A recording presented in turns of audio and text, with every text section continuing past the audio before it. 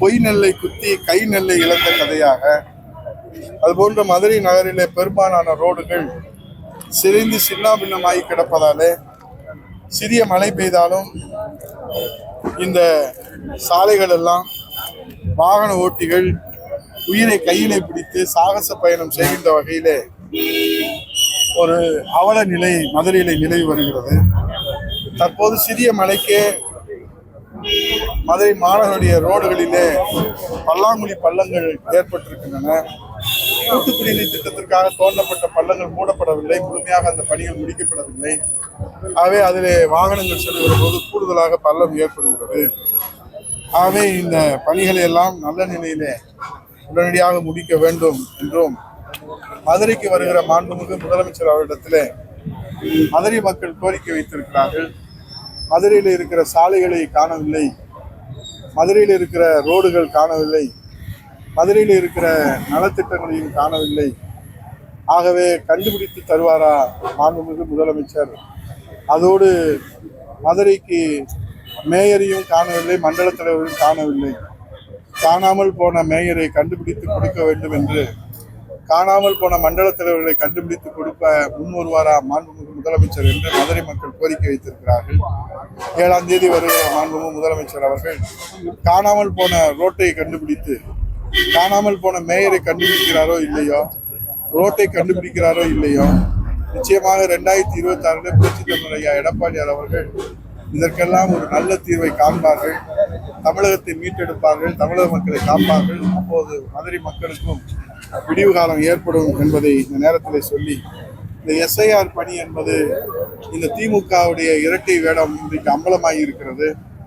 நாடு முழுவதும் எஸ்ஐஆரை எதிர்க்கிறோம் என்று போர்க்குரல் எழுப்பினார்கள். உச்ச நீதிமன்றம் வரை சென்று வழக்கு கொடுத்தார்கள். இன்றைக்கு எஸ்ஐஆர் பணி தமிழகம் முழுவதும் 6,41,00,000 வாக்காளர்கள், அதில் 6,37,00,000 வாக்காளரிடத்தில் கணக்கீட்டு படிவம் விநியோகிக்கப்பட்டிருப்பதாகவும், அதில் 6,04,00,000 வாக்காளர்கள் பூர்த்தி செய்து பதிவேற்றம் செய்திருப்பதாகவும், இதில் இறந்தவர்களாக 23,83,775 பேர்களும், இடமாற்றம் செய்தவர்கள் 27,01,50 பேர்களும், கண்டுபிடிக்க முடியாதவர்கள் 5,19,000 பேர்களும் என்று அர்ச்சனா பட்நாயக் IAS நடுநிலையான நேர்மையான அதிகாரி என்ற பெயர் பெற்றிருப்பவர் அவருடைய தலைமையில் நடைபெற்றிருக்கிறது. ஆகவே எஸ்ஐஆர் பணி தமிழகத்திலே துவங்கியது முதல் ஆளாக களத்திலே குதித்தது திமுக தான். அதே போல எஸ்ஐஆர் பணியை எதிர்த்து உச்ச நீதிமன்றத்திற்கு முதல் ஆளாக சென்றதும் திமுக தான். ஆகவே இந்த இரட்டை வேடம் எதற்காக? மக்களை ஏமாற்றுவதற்காகவா? ஆனால் எஸ்ஐஆர் பணியை வரவேற்றது அனைத்து இந்திய அண்ணா திராவிட முன்னேற்ற கழகம், களத்திலே நிற்பதும் அனைத்து இந்திய அண்ணா திராவிட முன்னேற்ற கழகம்.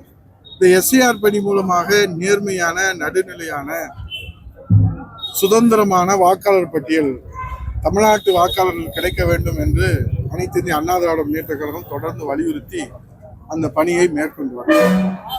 ஆகவே மதுரைக்கு வருகிற முதலமைச்சர் அவருக்கு நேரம் இருந்தால், அவருக்கு மனம் இருந்தால் ஒரு 1 மணி நேரம் ஒதுக்கி மதுரை மாவட்ட 10 தொகுதிகளிலே சாலைகள் பணி எப்படி இருக்கிறது, சாலைகளுடைய நிலவரம் எப்படி இருக்கிறது, மதுரையினுடைய சாலைகள் ஐசியூவில் வைக்கக்கூடிய நிலைமையில் இருப்பதை அவர் உடனடி அவசர சிகிச்சை கொடுப்பதற்கு முன் வருவாரா என்று மதுரை மக்களின் சார்பாக இங்கே இருக்கக்கூடிய முன்னாள் சட்டமன்ற உறுப்பினர்கள், மரியாதைக்குரிய கழகத்தின் அமைப்பு செயலாளர் அண்ணன் மகேந்திரன் அவர்கள், மரியாதைக்குரிய மூத்தவர் அண்ணன் அவசி அவர்கள், மரியாதைக்குரிய AKT ராஜா அவர்கள், மரியாதைக்குரிய மாணிக்கம் அவர்கள், தமிழரசன் அவர்கள், SS சரவணன் அவர்கள் உள்ளிட்ட மாவட்ட கழகத்துடைய அவைத்தலைவர் மூசிச முருகன் அவர்கள் உள்ளிட்ட அனைத்து நகர கழகத்தின் செயலாளர் அருமையப்பா பூமாராஜா உள்ளிட்ட மாநில நிர்வாகிகள், துறை தன்ராஜ், வெற்றிவேல் உள்ளிட்ட பொறுப்பாளர்களோடு இந்த கோரிக்கையை அவர் முன்வைக்கிறார்.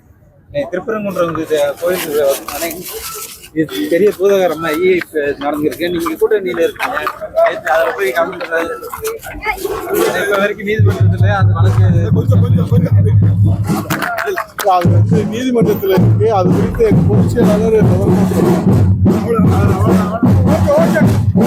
நேற்றுதான் மகாதீபம் பழனி தீபம் ஏற்றிட்டு அது நீதிமன்ற உத்தரவு கூட இன்னைக்கு நிறைவேற்ற முடியாத ஒரு சூழ்நிலை தமிழ்நாட்டில் இருக்கு. அது ஒரு தனி பிரச்சனை.